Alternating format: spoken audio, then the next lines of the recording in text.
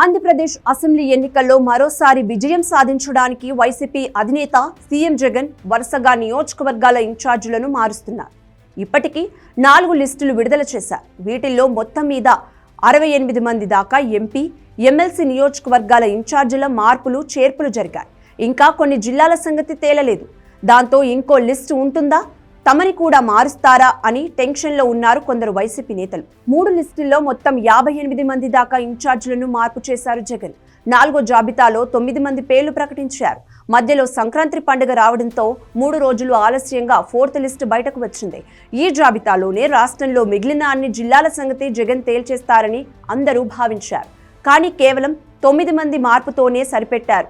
రాష్ట్రం మొత్తం మీద 58 అసెంబ్లీ నియోజకవర్గాలు, 10 ఎంపీ స్థానాల్లో వైసీపీ మార్పులు చేసింది. ఇందులో 37 మందికి టికెట్ నిరాకరించింది.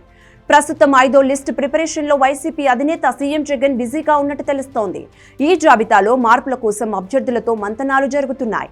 గుడివాడ అమర్నాథ్, సీనియర్ ఎమ్మెల్యే కాటసాని రాంభూపాల్ రెడ్డితో పాటు కొందరు ఎమ్మెల్యేలతో జగన్ మాట్లాడారు. ఎంపీల్లో నంద్యాల, గుంటూరు, నర్సరావుపేటతో పాటు మరికొన్ని సీట్లలో మార్పులు చేర్పులు జరిగే అవకాశం ఉంది. ఈ 5th లిస్టులో 4-5 ఎంపీలను మార్చే అవకాశం ఉంటుందని తెలుస్తోంది. ఈ స్థానాల్లో ఎమ్మెల్యేలను పంపడం లేదంటే కొత్త అభ్యర్థులను ఎంపిక చేసే ఛాన్స్ ఉంది.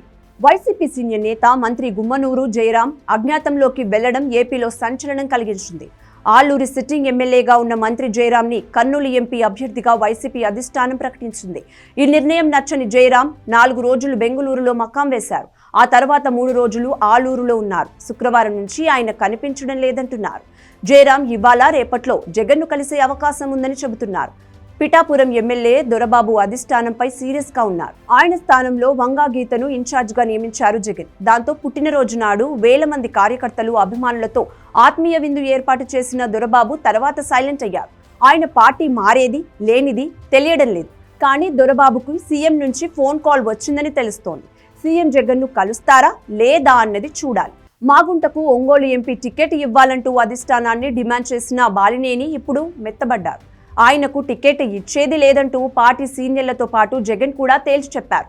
బాలినేనికి సిట్టింగ్ స్థానమైన ఒంగోలు లేదంటే గిద్దలూరు ఇస్తామని వైసీపీ హామీ ఇచ్చింది. ఆయన అక్కడ పోటీ చేస్తారన్నది ఇంకా తేలాల్సి ఉంది. ప్రకాశం జిల్లాలో మిగిలిన సెగ్మెంట్లపై 5వ లిస్టులో జగన్ తేలుస్తారని చెబుతున్నారు. వైసీపీలో నియోజకవర్గాలకు ఇన్ఛార్జీలు అంటే రేపు వీళ్ళకే ఎమ్మెల్యే, ఎంపీ టికెట్లు ఇస్తారా, లేదంటే ప్రస్తుతానికి పార్టీ అభివృద్ధి కోసం వీళ్ళని వాడుకుంటారా అన్న డౌట్స్ ఇంకా అభ్యర్థుల్లో వ్యక్తమవుతున్నాయి. ఇంకా తేల్చని జిల్లాలతో పాటు ఇప్పుడు ఇచ్చిన నియోజకవర్గాల్లోనూ మళ్లీ మార్పులు ఉంటాయా, ఇవి ఎన్నికల దాకా కొనసాగుతాయా అన్న ప్రచారంలో నిజమెంతో తెలియక అభ్యర్థులు గందరగోళంలో ఉన్నారు.